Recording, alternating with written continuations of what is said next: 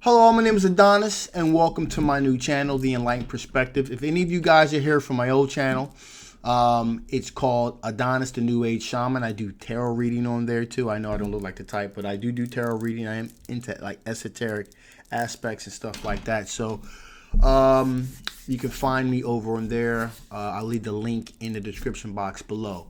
But if you're new here, or if you're from my other channel, I just want to tell you, give you a little bit of a flavor of what this channel is really going to be about.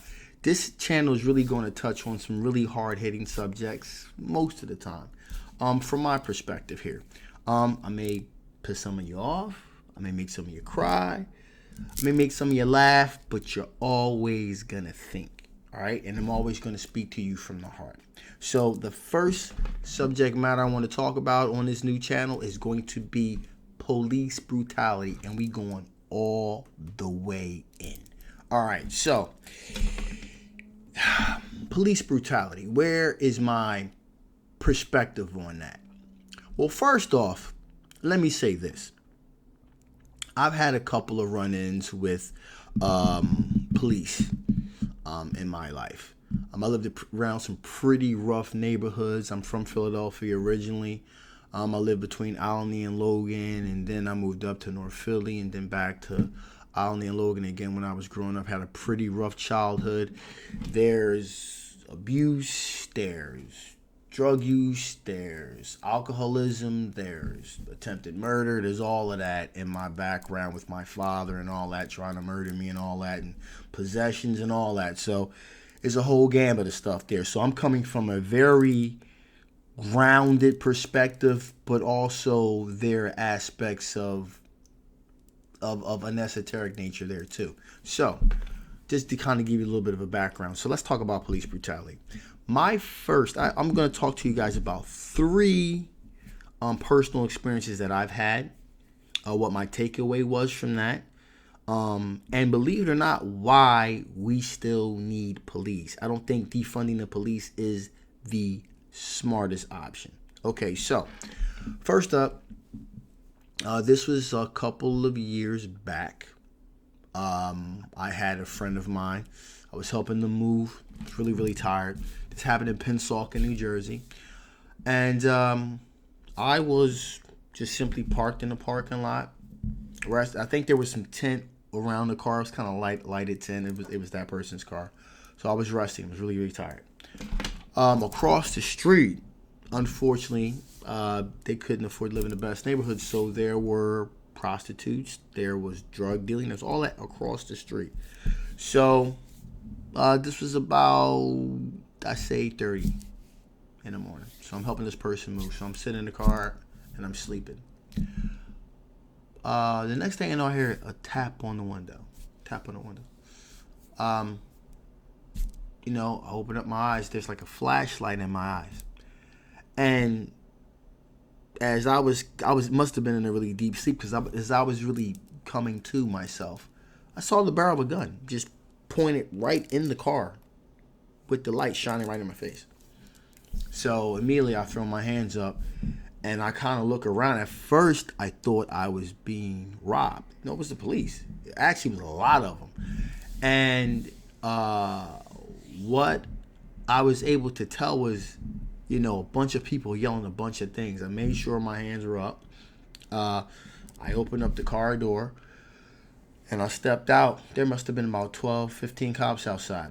At least half of them had their guns drawn directly on me. So I'm like, whoa, what's going on here? What did I do? I asked me to get out the car. Got my hands up. These guys are frisking me. Looking at you, got any kind of drugs on you, got any kind of weapons on you, what do you, what's the nature of your business? I'm like, I'm helping a friend move. What's your friend's address? What's your friend's name? Have you been around here before? If you fit the description of such and such. I'm like, what? I don't make it my business to go to Jersey because I'm not really a Jersey fan. Just leave it that way. Especially South Jersey, because I know a lot of people have a lot of issues with the police up there. So, I was thinking to myself, how bad could it be? It got bad. My first time there, grand opening, grand closing. Made me take off my socks, check the car. Do you have any drugs on you at all? You know, what I kind of noticed was there was intermixed within the group of police. There was like ATF that was there as well. I mean, you know, looked like they had like a whole SWAT that was there on a hunch. So, you know, asked me to take off my socks, to, you know, put their hands all down my pants and this and that and all that. And the funny thing is the prostitutes and the pimps are all looking across the street, just fascinated. Everybody's gathered on the fence, looking at me, and I'm looking at them, and I'm like, I know what you're doing. Why aren't the police over there instead of bothering me? But to make a long story short here, I was asked if I had anything going on me to check it around. Do you have any? I'll never forget this question that I was asked. Do you have any bomb paraphernalia? I'm like, what? I mean, it never was explained to me who I was mistaken for. And once, you know, I guess once they, you know, figured out I wasn't who they thought I was, it went to, well, what kind of drugs you have in the car? Like, I don't have any drugs in the car. You have no drugs in the car, like nothing at all. You have no weapons in here. No weapons in here. No, I don't have any weapons in here at all.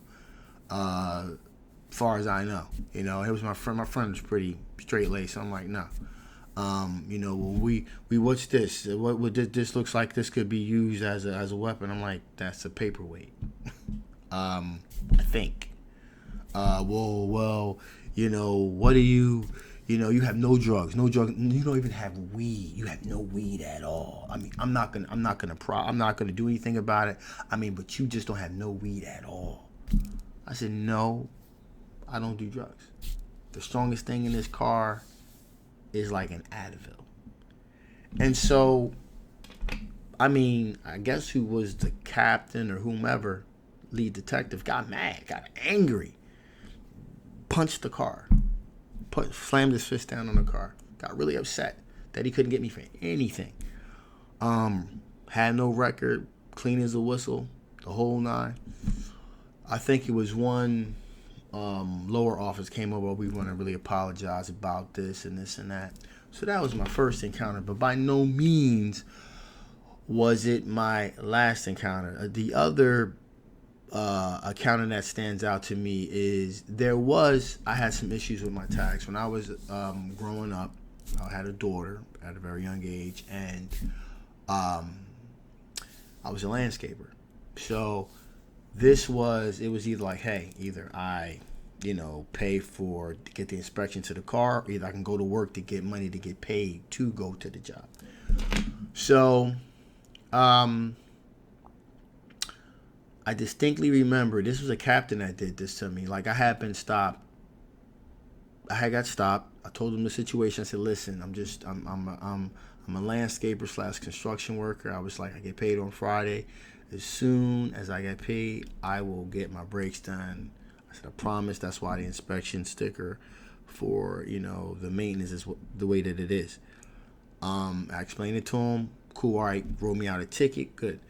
You know, I was at this job for a week, and I got stopped. In the week, I mean like 7 days. I literally got stopped 5 times. In 7 days, I got stopped 5 times. The same spot. And the last time was the captain pulled me over and said, yeah, I already know about your situation. You're getting paid. I already know that. You're going to pay for this and that. But just stand in front of the car. I want to make sure that the brakes work. So this dude had me go out in front of the car and backed up a little bit and drove towards me and then stopped right in front of me. Okay, they work. It's cool. All right, just want to make sure everything's okay. Now, at the time, you know, I felt like what he did wasn't right, but I really wasn't. You know, this is before I went the college and all this, and even before I went into the army, even so, there was that. I didn't know, like you said, if you don't know your rights, you don't have any. The third encounter I want to tell you guys about is much later in life. At this point, actually, no, there's another one after this. Now, the last one's even deeper, but I was coming back from Canada. I used to be a snowboarder, so I was coming back from Quebec. I think it was like 2 weeks in Canada. It's like a regular thing I used to do. So I went to Montreal, Toronto, Niagara Falls, Quebec City was like the last stop. So I'm coming back into the States. And I was treated like a king up there. Even though I didn't speak French or anything, I got treated like a king up there. Canada, pre-COVID, pretty hot place if you know where to go. Anyway, I digress. So I'm coming back into my own country. Now, granted, I still got my military ID and everything. So at one point, you did not need a passport to get to Canada. This was like right before they had kind of changed that policy. So I got my state ID, I got my military ID, everything's cool. So I think. So when I was coming into the country, no problem at all. When I was coming back into the country though, Border Patrol guy, he's coming down there, I was asking people, and he's fixated on me. He comes directly towards me with his hand on his sidearm. Where do you live? What's your mother's name? What school do you go to? What college did you go to? What? Ask me a bunch of random questions. And I kind of began to take offense by it. Gave him my military ID. Have you ever been arrested before? Have you? I'm like, bro, I'm an American citizen. I've been here my whole damn life. What was really disturbing about that was the fact that I also presented him my military ID. And that's what really got me. That I was treated like I went to a foreign country. I was treated okay. I come back to my own country, I get treated like a damn criminal. That hurt. Now that really hurt, and that was really, really eye-opening, to be honest with you. Because I felt, damn, like I served 4 years in the infantry, and this is how I get respected. And this was Border Patrol, and he was hopped up on something, but once again, another person came in behind them and apologized and all that kind of shit. But I was like, here we go again. And the last, and there have been many more interactions that I've had with police that have been very questionable. One when I was parked in my own driveway. I always have I got a BMW now, but I had like a Mercedes before, so it was a pretty high end car. So I'm in my own driveway, parked. Had been sitting there for like the past, I don't know, with my girlfriend in the car at the time. We had been sitting here just having a discussion. I've been sitting here for like the past 20 minutes. Cops driving, pulls up. Hey, you got any ID? Like, dude. At that point, I was kind of like, excuse me? He said, you got any ID? I said, yeah, I do. Was there a problem? I've been sitting here for like 25 minutes. Well, there have been a lot of car burglaries around here. And so, I just want to make sure everything's okay. I'm thinking, really? I've been living here for like 5 years. It's a pretty upscale area. At the time it was Montgomeryville. I'm like, Pennsylvania, I'm like, nah, that's not right, because I would have heard about that. Like, I'm paying like damn near $2,000 a month for this apartment. Like, at that time, that was a lot of loot. So I don't know what it is now, but I'm just saying. So, he says, well, yeah, well, you lived here, you would know about that. So I automatically knew. I'm sitting in the car.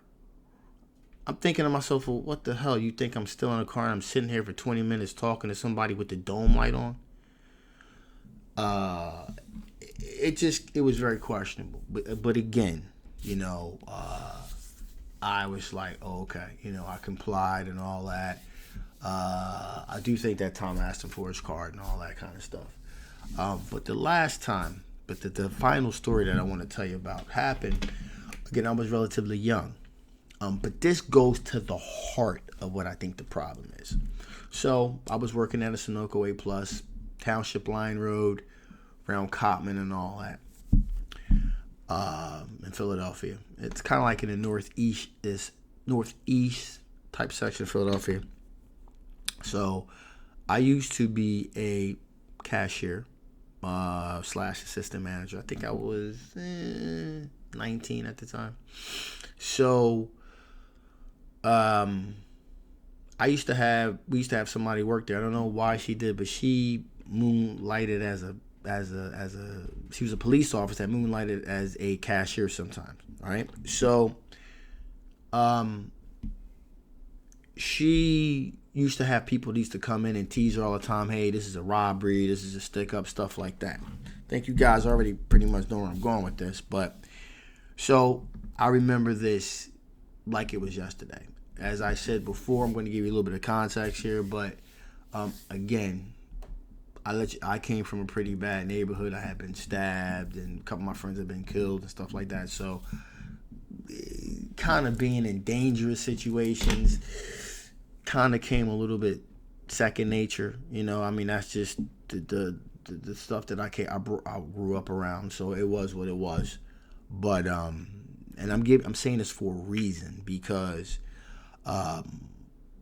it was raining. It was raining really hard, and as a cashier, you're supposed to keep no more than $50 in a register. Well, me, being who I was at the time, I had like $200 in the register. I wasn't doing the proper drops. I think like every $60 or so, or every $100. I think, I don't really remember, but that's the just in case you get robbed, there's not going to be a whole lot of 20s and stuff in the register. We used to get rid of the big bills, in other words. So I got like $200 in my drawer, and I had it on the back, and I'm counting it. I had like a bunch of money behind me, okay? And there was a $50 drawer in there, so I'm like counting the change, breaking it down. All of a sudden, as my back's to the door, and I'm in front of the register, I just remember the door opening up, and it is raining hard.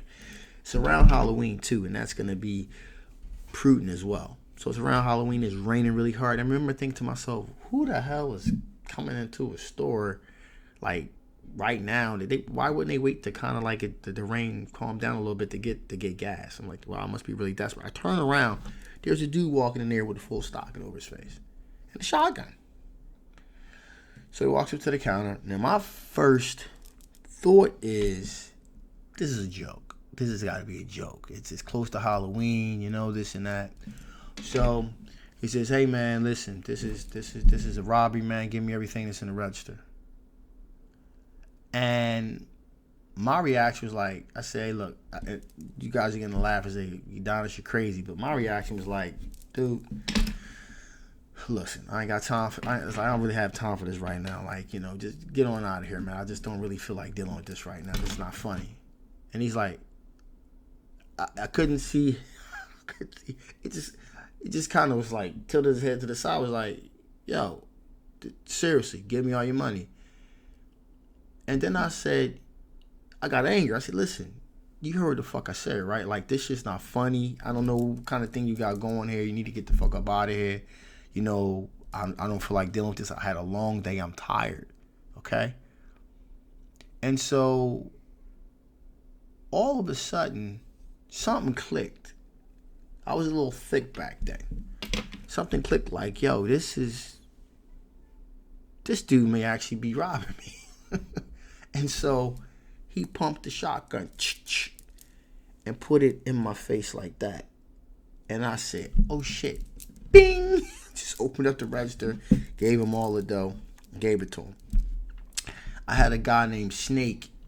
I called him Snake because he was pretty slippery when it came to relationships, so I just called him Snake. And I remember, we were pretty cool. We used to hang out all the time because he was like, hey man, I'm a tough guy, and I know I got ties in the mob and all that. think he was like a fourth or fifth cousin to like Joey Marlino that was supposed to be like a mob boss in Philadelphia or something. So, you know, the whole time this is going down, he's in the back, I guess, watching it on a monitor. So the dude runs out the door with the money that he got. And the first thing, it was like a second later, I was thinking, yo, this dude just robbed me, right? So I jump over the counter and I go running after the dude. Now, thank God that I slipped and I fell straight on my back, because that's how hard it was raining. I mean, it was pouring. I slipped and fell right on my back. Thank God for that. Because all of a sudden my ego kicked in and was like, I dare this motherfucker try to steal from me. Who the hell does he think he is? Now, granted, it's not my money. It's the store's money. But I was just insulted that this person would even dare try. Doesn't he know who I am? That's how out of my mind I was at the time. Coming from where I came from. So I go back into the store and I'm like, hey, Snake, we gonna go grab him, right? You know some people? And he's crying. He's crying. Dude, you're fucking crazy, man. I can't believe you did that. Are you out of your mind? He could have blown your goddamn brains out. And I'm like, and I paused and I'm like, yeah, you're right. All of a sudden, I just came crashing back down to reality. And this is when the part with the police come into play. Cops get there, okay? Because actually, when I pulled the bill, I have a $2 bill, you pull it out, the alarm automatically goes off. So the alarm went off, the cop, and then also, I think Snake also had called the cops as well. So they get there. You know, they ask me what happened, whatever. So they're asking me what happened, and then they're talking to Snake in the back, going, getting a breakdown of what happened with him. So the captain talks to me, then he talks to Snake, then he comes back, and he says, "Hold up, take a drink for this." He says, "I kid you not, your friend Keith in there, his name was Keith. Your friend Keith in there told us what actually happened. The best that you could do for yourself is just admit to us what happened, that you guys went on together, and we can just wrap this up." And I'm thinking, are you fucking high? Like, what? What? And I said this to the detective. I said, I don't give a shit what he told you. I was like, I'm telling you what really went down. So whatever you got to do, go ahead and do it. But this is how things went down here. And I swear to God, the detective looks at me and says, "Oh, okay. All right. So give me a description of the guy if you can." That was it. Like, in his mind, he was going to wrap up the case real quick because me and this guy were... And that's part of the problem. I think that, now I'm going to get to the problem with police per se. We are not... It is a very dangerous job. I'll give them all of that. It's a very dangerous job. And I'll also give them something else. Listen, for those of you out there that have warrants or warrants or stuff like that, listen, just fucking comply. Just comply, do what they say, and let it go.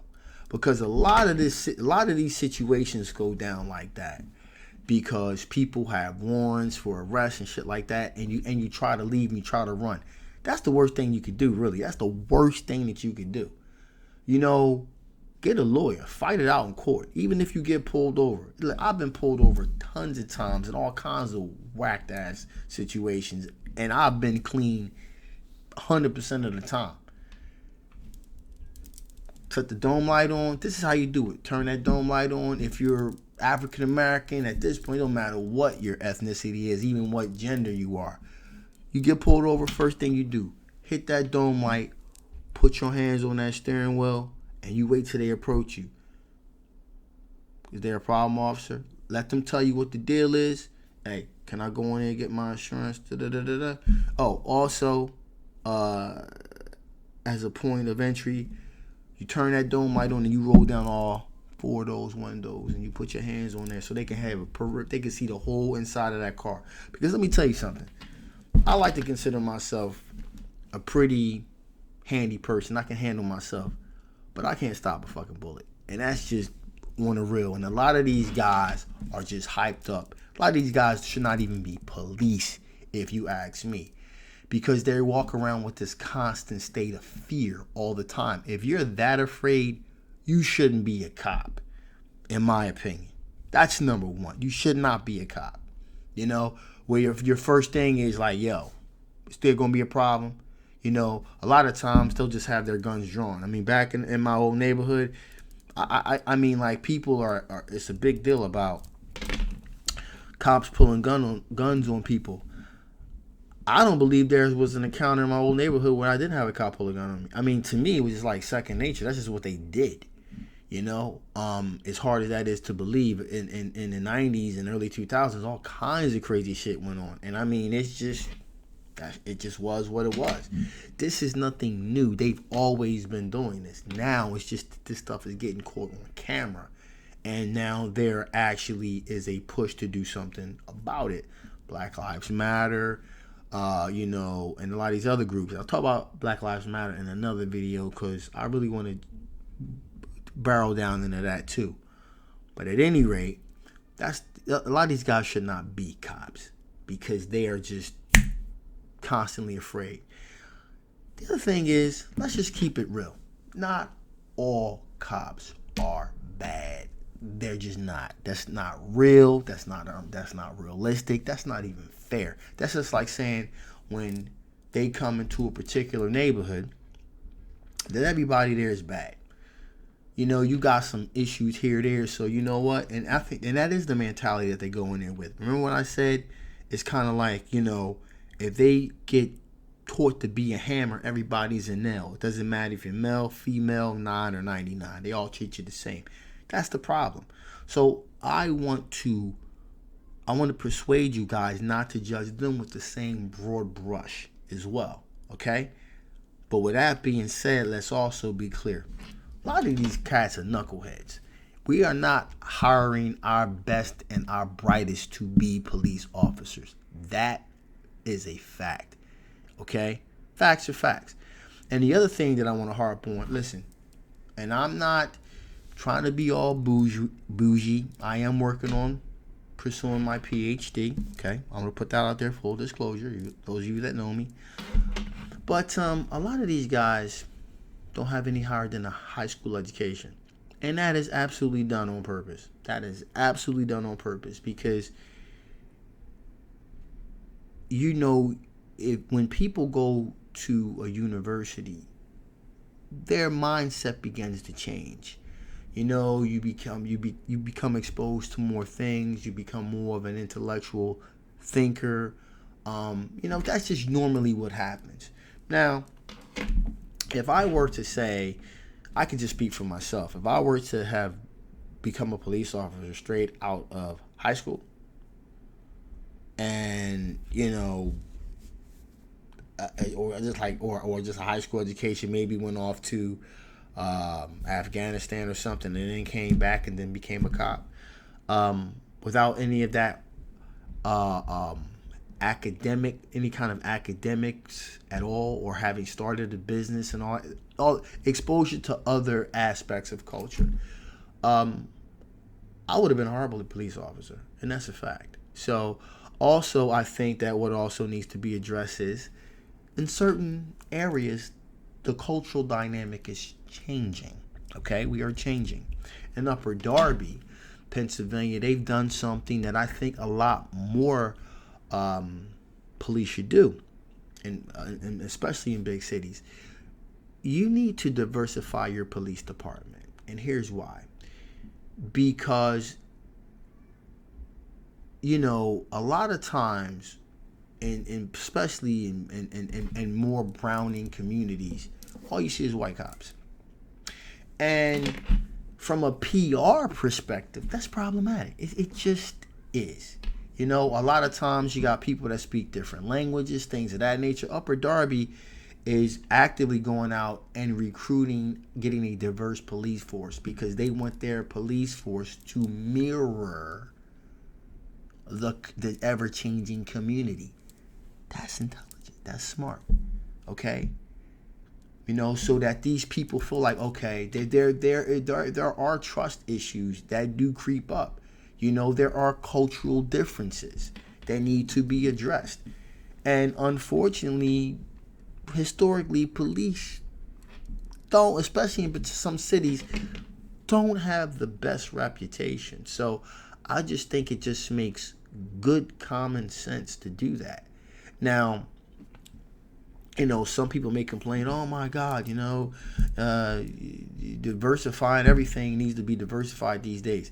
If there was ever anything needed to be diverse, it would absolutely have to be law enforcement, the people that are here to serve and protect you. Because also, I'm going to tell you something else. It allows the police force to act like they have skin in the game, in the community. And that's important. If they see people that look like them and share their cultural values, they act like they feel it's a feeling of camaraderie. I got skin in the game here, And also, a more educated police department is also key as well. So again, there are things that need to be sharpened there. But let's just come back, and I'm going to talk some real talk here to you guys. With that being said, I'm going to just speak for my community, black community. Look, we also need to address certain cultural issues certain issues that we have as well. So I'll give you an example. My grandmother, God bless her, rest her soul, but she was friends with her next door neighbor, and it was commonly known throughout the neighborhood he was the local drug dealer. And I remember distinctly coming to visit my grandmother. My grandmother would be like, hey, I got that grass. And I remember thinking to myself, grass? Why does Dad need grass? Well, like, I'm thinking, later on, of course, I realized that my grandmother was procuring marijuana for my father. It was the good sticky stuff, And I'm like, depending on how you feel about it right now, but back then, I'm seeing commercials on TV say no to drugs and this and that and all of that. And I got my grandmother procuring drugs for my father. It sends a bad message. And we all know that person. Also, there's a guy who used to come through the neighborhood. And I remember this happened in North Philly. I was staying with my grandmother for a little bit. He would come, knock on the door, or just be moving with a shopping cart up and down the block. Knock, hey, I got some new stuff here, blah blah blah. And this guy would bring him to the door, looking at the garments and stuff like that. I remember thinking to myself, where is this guy getting these clothes? I mean, like, stuff, right, with hangers, still had tags on them and all that. Now, I'm thinking, this guy's not a seamstress, So, where is he getting all these clothes? He's not making all these things. He's got bags. Sometimes he had electronic items and stuff like that. Well, I guess about 2 years into it, as I start becoming more with it, I'm like, this dude is taking stolen items or stealing them himself and bringing them through the neighborhood and selling it for pennies on the dollar. And people are actually buying this shit. That's a problem. That is a problem. That is sending a bad message. And my thing is this. We need to police our own. That is something that really needs to be addressed. I'm not saying that the police a lot of the times aren't assholes and things like that. But you know what? We need to also implement morals and values in our own community. So we don't need them in our community in the first damn place. If we straight with our own community, then nobody needs to call the cops. You got form your own little town watch and things like that. That's the other thing. When we do have to call the police, it should be the last possible resort anyway, because there should be a sense of shame when there's something going down that shouldn't. A sense of shame, a sense of morality. Back in the day, people used to respect their elders and so forth, so on. People had a sense of community. People had a sense of respect. That's important. And we need to get back to that. Back to community, policing each other. And that way you only bring the authorities in when it's absolutely positively necessary. All right? Now, with that being said, there also needs to be retraining the police. Because as I said before, we do not recruit our best and brightest. And someone that agrees with me actually is Pat Robertson of the far right. Said the exact same thing. He's for those guys don't know, he's 700 Club. He started the 700 Club, and so he's like a hardcore, hard right conservative, which I am not. I'm not conservative. I'm not liberal. I'm more in the middle, and that's where a lot of us need to be with these issues. We need to be right in the middle, because somewhere in the middle lies the truth. Defunding the police would definitely be a bad idea, because there are some times when we do need police. They need to be retrained, and we need to get rid of all of that militarized body armor that these guys have, because I did serve in the military, and that's the kind of thing you would wear in Afghanistan and Iraq and stuff like that against insurgents. The American people, not insurgents, and that's the problem. They're being painted as an enemy. And a lot of these times, these guys, I don't know what kind of training they're receiving, but, a lot of the call signs, Echo, Bravo, it's all like really militarized talk and training. And that kind of warps your perspective of you protecting the populace. You see them more or less as the enemy, okay? And that's a problem that needs to be addressed.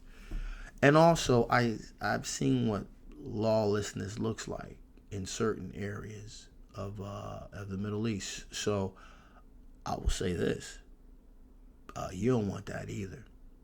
You definitely don't want that. A lot of people say defund the police. We don't need. Oh, trust me, homie. You need him. You need him, because when shit get real, you absolutely want somebody there that's qualified, okay, to do their job properly like a professional. That's why I say we need to up the educational standards for police officers. And I think that would fix a lot of the problem. But with that being said, I've rambled on enough about this particular subject. I'm probably going to have to split this video in two.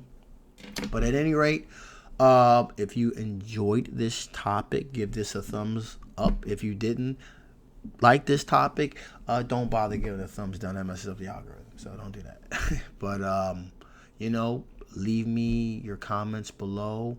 Please be respectful. Even if you disagree, we can have a respectful dialogue either way. Maybe there are some things that I missed. I'm sure that I did. This is my first time doing something like this in this format. Otherwise, I'd be talking about like tarot stuff. So just leave some comments below. If you agree with me, that works too. So, in other words, please like, please share, and absolutely subscribe. My name is Adonis. Welcome to the Enlightened Perspective. Great to be here. Bye-bye.